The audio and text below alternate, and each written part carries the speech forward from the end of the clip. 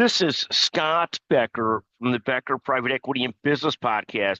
We're joined today by David Pivnick, and we're going to discuss today prima donnas in business and sports and a lot more. David, I wanted to take you through really three topics at least. One is the Luka Doncic trade. We're going to talk sports today mostly, so people that are just want to listen to business private equity, we're going to let you know right away. We're going to talk about Luka Doncic. I'd like to talk about the Eagles Chiefs, and then I'd also like to talk to you about Zach LaVine and Jimmy Butler, who, people talk about the parts being greater than the sum. I want to talk about why some leaders, some players, some business executives are so hard to build into teams. Well, let's start with your take on the Luka Doncic trade, your take on the Eagles Chiefs, and then let's talk about why some players are so hard to make teams better. David, what are your thoughts on the Luka Doncic, Anthony Davis trade, Lakers, Mavericks, big surprise to the league? What are your thoughts on this? Yeah, I mean, the first thing is the last thing you said, big surprise. It's mostly the most shocking trade I can remember. Offhand, I don't think there's been very many trades that I can recall where a legitimate superstar was traded without any warning, without a demand for a trade, without a contract dispute that had been percolating. I mean, it came completely out of left field. And Luka is, I think pretty clearly one of the five most marketable players in the league. So seeing a guy like that get traded out of a market like Dallas is somewhat shocking, because that's usually a team like Dallas or Milwaukee with Giannis, the guy you would build around and use to sell tickets. I think the weirdest part of the trade is how Anthony Davis is getting treated. And I think your lead-in here is sort of emblematic of that, where it took until the third or fourth time you mentioned the trade before you even said his name. And I kind of feel like Anthony Davis is being treated like he's Bill Cartwright. And I don't mean to have Bill Cartwright catching shots out here, but ultimately, Anthony Davis is a legit star as well. One of the 5 or 10 best big men in the NBA, might be one of the 10 best players, far better defensively. And he's frankly, I think, a pretty damn good fit on Dallas. So I think it's an interesting deal more than anything else, because it came completely out of left field. I think it's great for the Lakers. Not that they need help attracting superstars, but this will allow them to transition seamlessly from LeBron to their next generation and keep Luka around and build around him for the next decade. Talk about this, because there are people like Charles Barkley saying that this is actually going to work out better for Dallas than people are projecting, because of the combination of Kyrie Irving and Anthony Davis, and that between the Supermax contract and some other reasons, there are people in Dallas that wanted Luka gone. What's the reality of this? Because this seems such a strange trade. Luka is a top 5 player, and some of the speculations that Dallas management didn't love him. But what is the speculation on this? So, I mean, there's lots of speculation about how fit he was, whether they wanted to pay him, etc. I have no idea what's true or not. I will say, seeing video and pictures of him over the last week after the trade, he looks to be the exact same size he's been at all points in time while in Dallas, which is to say he's been one of the best players in the NBA his entire career at seemingly the exact same size he's at now. So I don't put a lot of stock in that. It's different than, for example, when Zion Williamson was out with injuries, and there were a lot of pictures that surfaced of him where he was visibly heavier, and it looked like he hadn't been taking care of himself while injured. Luka, to me, looks like he's fit, and that Dallas may have been making excuses, but I do think Charles Barkley's general premise is right. I subscribe to the notion that Dallas is a better title contender this year with Anthony Davis than they were with Luka. And I recognize that's an odd comment, when they made it to the NBA Finals last year. So they were right on the doorstep of a championship. So they were pretty damn close. But they now have an incredible front court with Davis, Lively, Gafford, and P.J. Washington. It's one of the deepest and most talented front courts in the league. And Kyrie Irving, who I'm certainly not a big fan of, but you can't deny the guy's talented and can play lead guard. So they had two guys who played a similar role with Luka and Kyrie. Now they have a much better complement. And so adding a pick down the road and adding Max Christie, who I think will be a decent bench player, whether that's fair value for Luka is in the eyes of the beholder, but I don't understand why, for example, Vegas had, the Lakers title chances have gone down. Like the odds have gone down. In other words, they think. And let me ask you this question on that, because one of the things that happens is, and I've been in boardrooms where this is the case, I've been in businesses where this is the case, where the criticism that the Lakers are taking, if there's any at all, most of the stuff on the media is very positive towards the Lakers, is that, and I think your point on a transition from LeBron to the Luka era is right on. But what about this concept of this double threat of Luka and LeBron? And other people are saying there's just not enough basketball for the two of them to be on. There's just not enough ball to be passed around for the two of them to both be happy. What's your sense of that? Yeah, I think it's a legitimate concern. I think Luka is a guy who expects to have the ball in his hands in key moments. Clearly, LeBron feels the same, and both of them, frankly, have earned that right. LeBron more so, but they've both very much earned it. So I think that's going to be an interesting dynamic, seeing how they share the ball, how they complement each other, whether it ends up, helping with floor spacing, because they can both shoot decently, although LeBron, is not as elite a shooter as you might hope in that kind of combo. But I think the Lakers have some real foundational issues. They don't have much in the front court. Without being overly critical of guys like Jackson Hayes, their front court is probably the worst in the NBA as it stands right now. And if not the worst, it's certainly bottom five.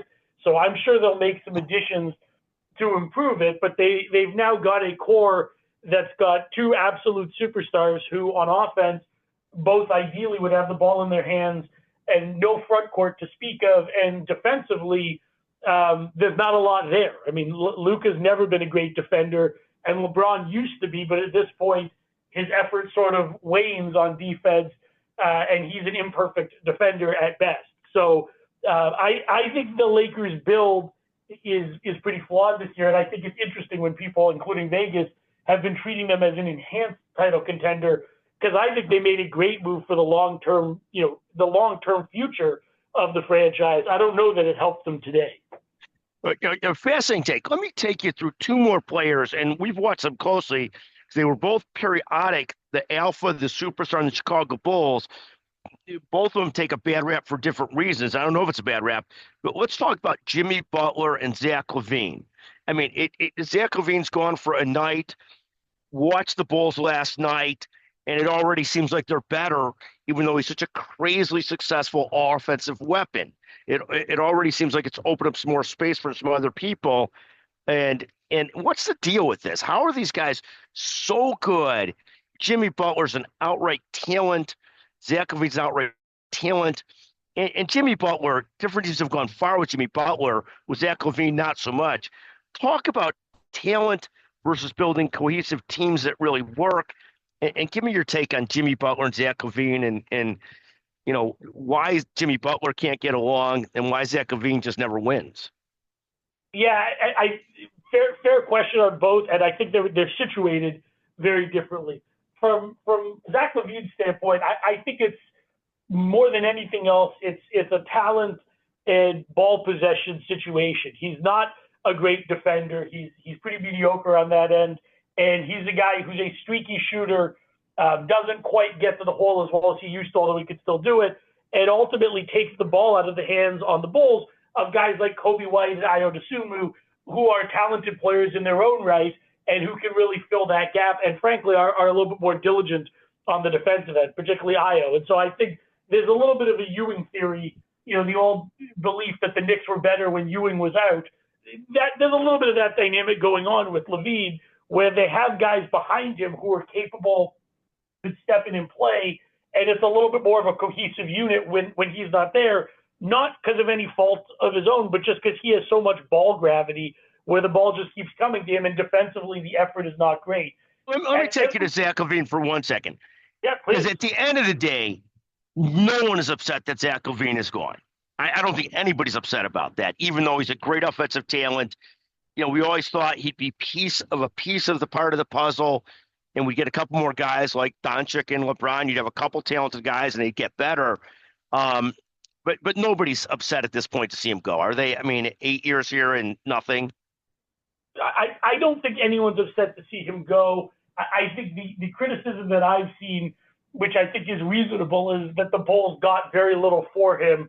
They got three guys that I think it's generous to even describe all three as role players. I think only Jones is likely to play meaningful minutes for the Bulls, and they got their own first-round pick back, which is great, but it's already heavily protected, so they weren't likely to lose that pick in the next couple of seasons either way, and they got no other picks beyond it. So I think the frustration is it's a very light return, and ultimately the Bulls have gone through, the Lonzo Ball era because of injury was completely worthless, and they've basically given up DeRozan, Levine, and Alex Caruso for effectively a bag of beans. And so that's unfortunate because the Bulls should be in a full rebuild, and they don't have a lot to show for it. I think Buzelis, the kid they drafted last year, looks promising, and they've got a couple other young pieces like Kobe White and Ayo, and Patrick Williams could be an okay role player. But for a team that's been bad for many years, or at least mediocre, they don't really have a lot of foundational pieces to excite you going forward, which I think puts them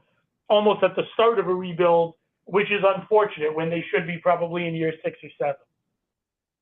Yes, and no one's excited about Patrick Williams, quite frankly, either, correct? Correct. I mean, I think he's a nice complementary piece. I think he could be a great bench big or potentially a great effort and defense big on a contender with a lot of scoring around him. But he certainly he didn't develop into what they were hoping for when they took him 4th overall a few years ago. Thank you. Now take us to Jimmy Butler. What is the deal with Jimmy Butler? Because this is a crazily talented player. What is the deal with Jimmy Butler? Is he Dennis Rodman-ish in that he's so talented but has so many mental health issues? What's the deal with Jimmy Butler?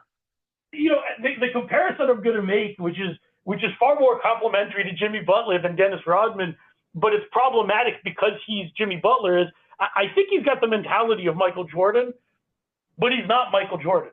So he goes to all of these teams, and he's done it at every team he's been to. He's elevated the level of play of his teammates. He's elevated the team. He is a singular talent. I mean, the guy is an excellent basketball player, but it's just clear he's not able to work within a team structure and, turn off his own competitiveness and his own attitude to work with his teammates. And I think Michael Jordan had two main differences. I think he was wired in the same sort of competitive killer instinct way, but one, Michael Jordan was the best player ever. So I think there was a layer of tolerance for the folks around him in leadership, coaching staff, general manager, and teammates that you had to take a little bit of grief because you were playing with the best ever. And he could get away with punching a Steve Kerr allegedly in practice or things like that because he was Michael Jordan. Jimmy Butler, I think, grates on his teammates, coaches, management alike, and I don't think he has that same level of grace. And then the second part of it is ultimately I think Jordan recognized that he was the alpha and he was the guy, but that his teammates were really, really important. And I think there is an element where Jimmy Butler views Jimmy Butler as being most important. And the notion that he's offended at comments Pat Riley made last summer about his contract, or that he's now effectively rejecting trades and trying to force himself only to Phoenix. I just find stuff like that is somewhat off-putting when he's getting paid, the better part of $60 million a year to play basketball. The Heat have put together what could be a contending team if Jimmy was playing like he frankly has the ability to play. Then he demands a trade and they try and ship him out. And now he's going to try and control where he's going and be difficult on that front as well. Your point is so well taken, and there are translations, of course, to the business world. Zach LaVine would be a great talent, but never as effective as one expected him to be. Michael Jordan, as a leader, evolved to at some point, and there's all this discussion about, Phil Jackson and Tex Winter and trying to get Michael to realize that his teammates were important too. And he would say, yes, but you finally got me some talent to go with me, and Scottie Pippen and Horace Grant and other guys over the years. But Michael was an evolving player and person who didn't win until he evolved some and started to value his teammates as fellow executives, if you will.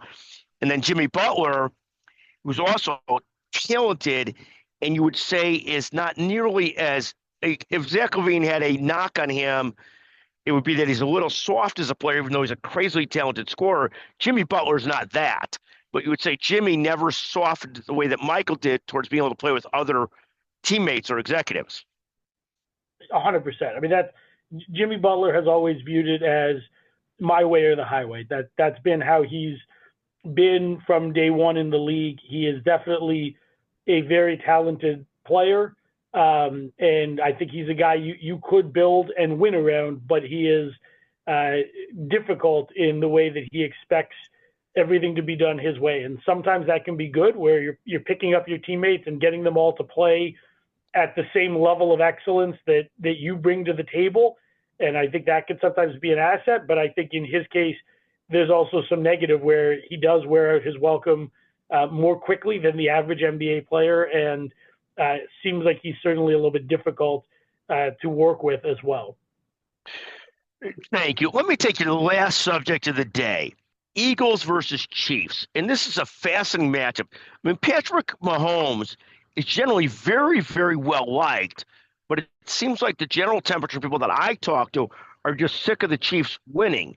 What do you project is going to happen here? Eagles or Chiefs? Who's going to win? And is Patrick Mahomes one of the greatest of all time? Where are we at on that? So I have to pick the Chiefs. Sorry, not the Eagles. I don't see a different way around it. I'm not betting against Patrick Mahomes. Period. If he loses, he loses. But I'm not betting against him. And it's one of those things. As you know, I was at the Bills-Chiefs game and was quietly and not so quietly hoping the Bills would get it done. I have some loyalty to the Bills, having grown up in Toronto, and a lot of my friends are Bills fans. But when the Bills got the ball back with 3 minutes to go, I wasn't sitting there certain Josh Allen would get the win.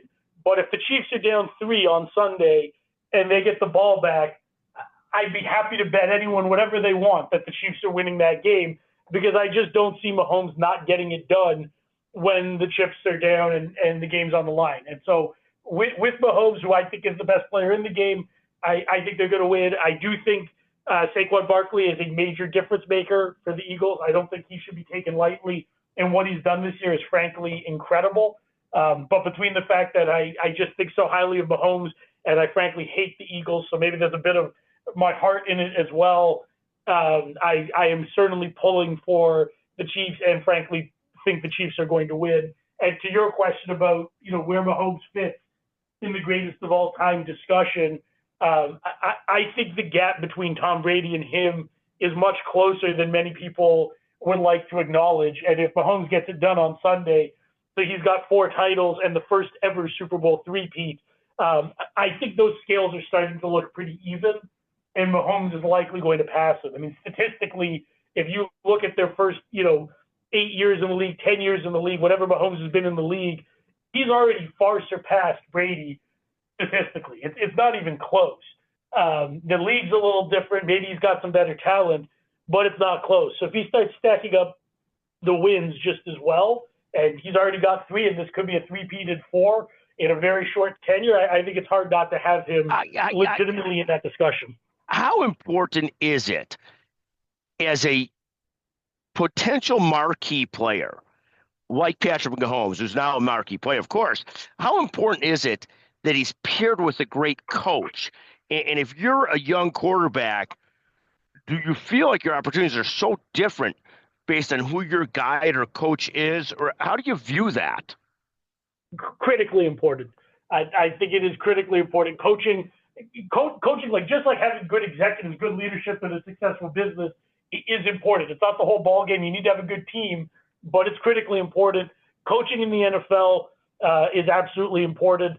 Some of it is just a confidence factor. Some of it is understanding that the guy on the sideline making decisions is going to have your back, is going to make good decisions, is not going to cost your team the game with questionable decision making. I think going out there every week and fully trusting in your coach is critical for a team. So even beyond the talent, just having a coach that instills that confidence, I think is major. And I think the Chiefs have that with Andy Reid.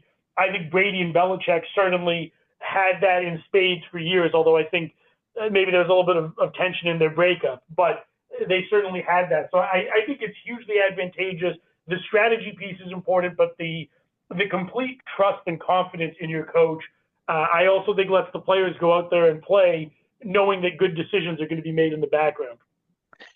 And let me ask you a final question. We've talked about, Eagles Chiefs. We've talked about the Luka Doncic trade and what it means for the Lakers and the Mavericks, and also the Mavericks get to avoid this $325 million contract, but they're giving up one of the greatest players in the game. We've talked about Zach LaVine and Jimmy Butler and the Michael Jordan and the evolution of leaders.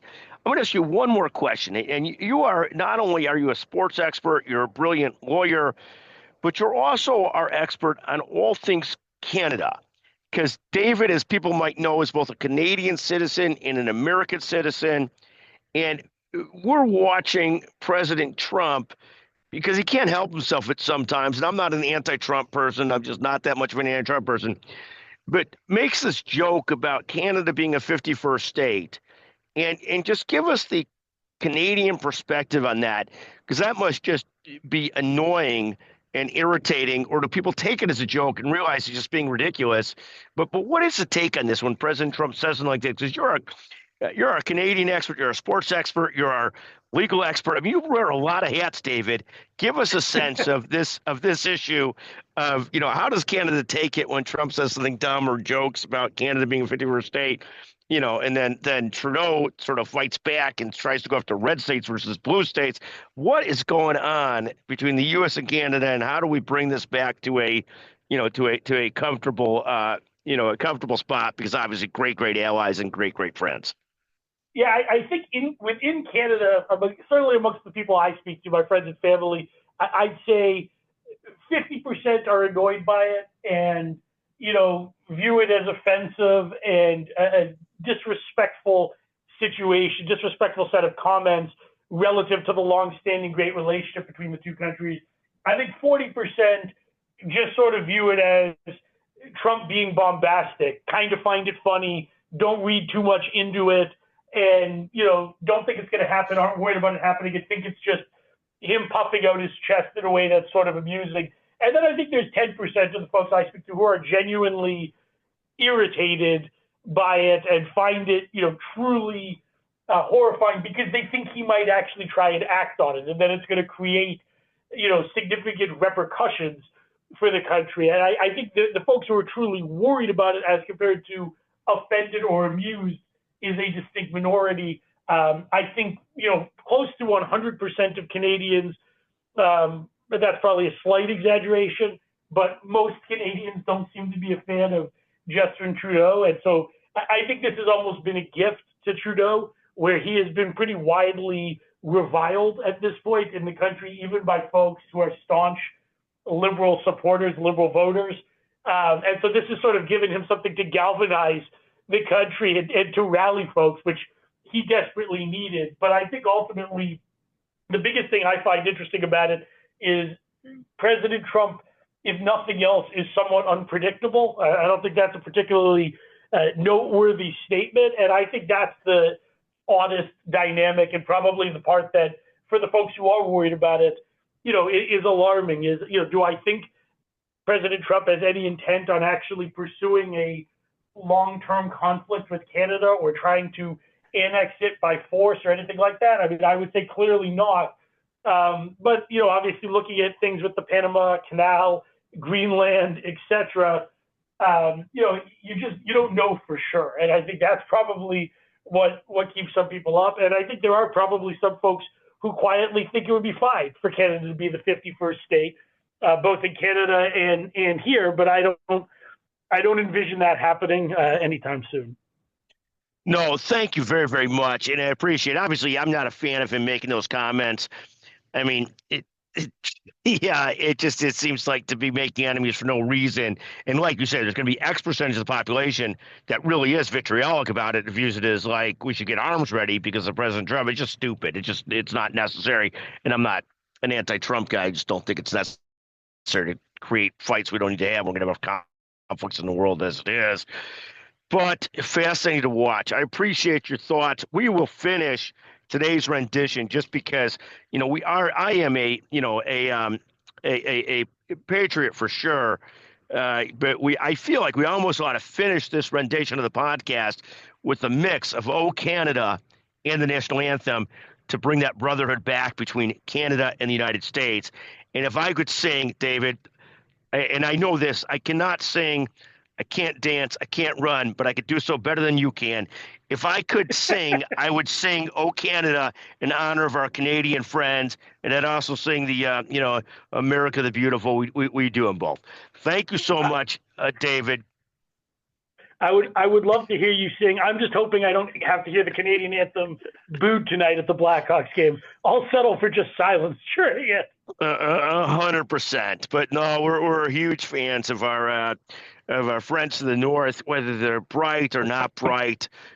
They're we're a huge fan of the whole Canadian nation, the Mounties, everything.